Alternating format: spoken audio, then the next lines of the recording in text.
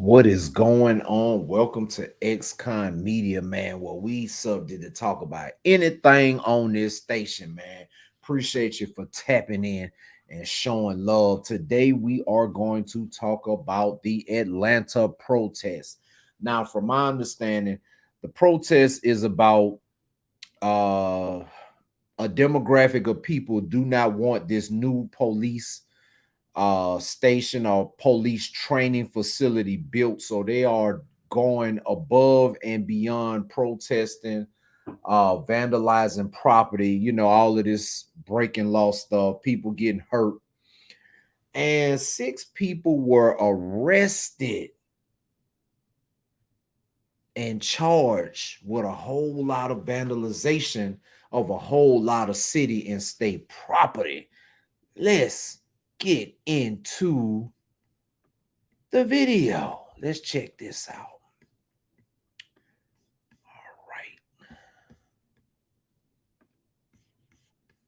First on 11 Alive this Sunday, we are learning more about last night's explosion of violence in downtown Atlanta. Last night, protesters walked up from underground Atlanta, and in their wake, buildings were damaged heavily, and at times one Atlanta police squad car was destroyed. Just hours ago, 11 Alive able to obtain the names and mugshots of those arrested last night. Atlanta police telling us that all six are facing 8 charges, including domestic terrorism.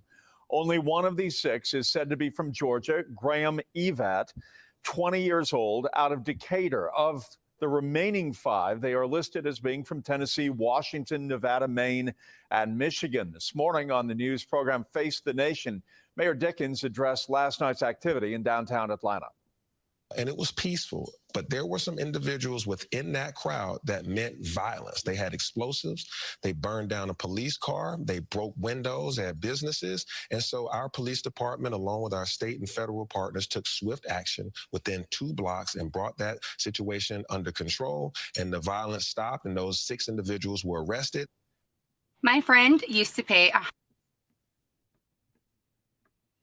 Well. All right. So they protesting the building of a police training facility, right?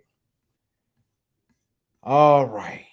And the people, right, that's protesting the facility, out of the 6, 5 of them, yes, I said 5, are not even from here.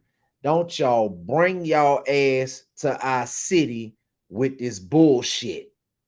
Okay? We got enough problems without y'all traveling from far away to come here and promote violence. You jokers thought that it was going to get blamed on people that's here. We not with that. Take your motherfucking asses back home, because this is our city and our state, and you ain't got no business down here creating all this havoc, and your ass need to get prosecuted to the furthest extent of the law, because this ain't none of your business. This is Atlanta, Georgia business. You ain't got no business being down here. After your stupid ass get out of fucking prison, go home and don't come back. Okay. All right, I got a rant. Had to rant, man, because these crazy ass folks coming down here with this motherfucking. Yeah, let's go back into some more video footage, man. Crazy ass folk, man, coming down here with this. Yeah. Let's go back into some more video footage, man. Let's check it out right here.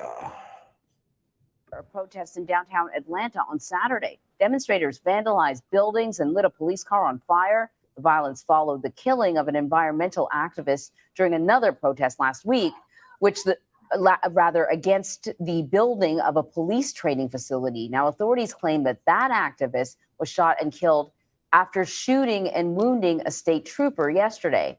On CBS's Face the Nation, Atlanta's mayor said that most of those responsible for Saturday's violence were from outside the state.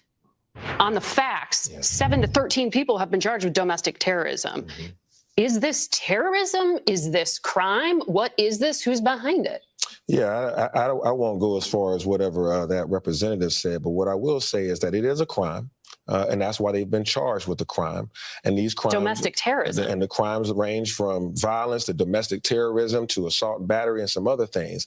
But yes, it is violent when someone turns to burn down a police car or break out windows or have explosives on them. I don't get into the names. I don't know all the organizations. I'll let y'all decide who did it. I just know they're arrested. And if they come into Atlanta again to wreak havoc, they will be arrested again.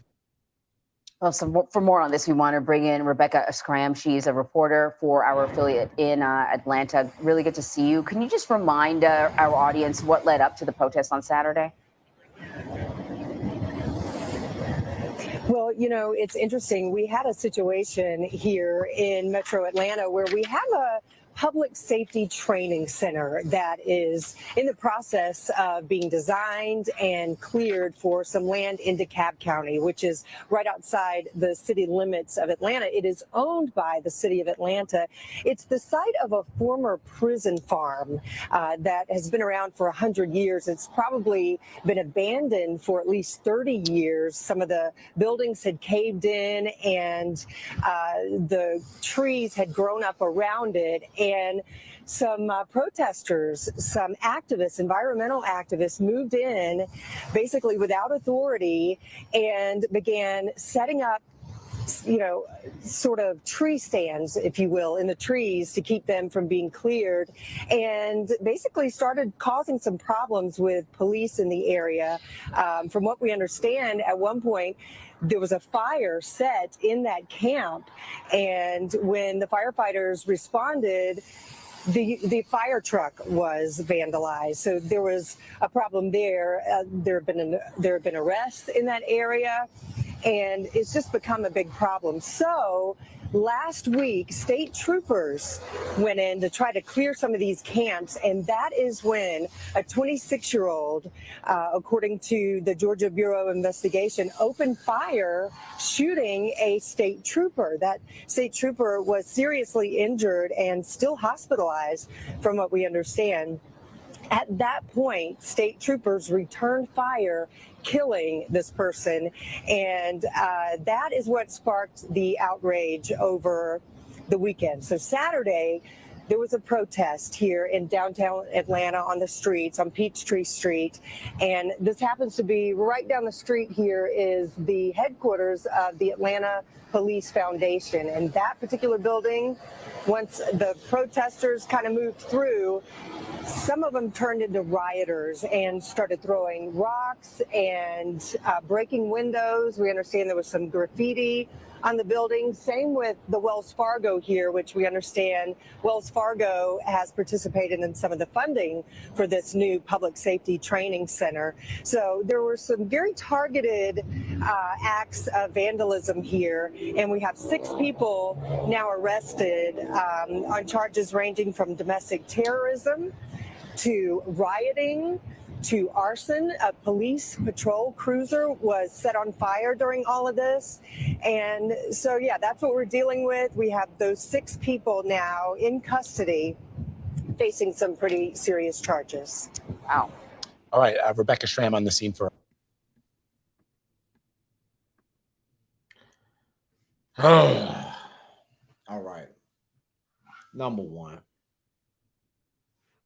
Again, you're not from here. Don't come here with that bullshit. Number 2, they're building a police facility, training center. They're going to build that facility. So you can protest until you run out of breath. You can protest until you blue in the face. The facility is going to get built. Just get out the way. Number 3, you protesting about somebody getting killed when he was the one that opened fire on the state troopers. If he would have been at home or doing something else, he would still be here. Listen, people, certain stuff you're not going to get away with. So stop trying it. Okay.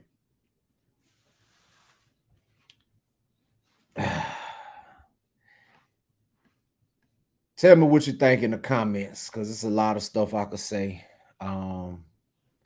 Just voice your opinion. Be respectful in the comments. And tell me what you think about this whole situation. Again, my opinion is it's a battle that you're going to fight and you're not going to win. So why fight that battle? Subscribe to the channel. Share, like, comment.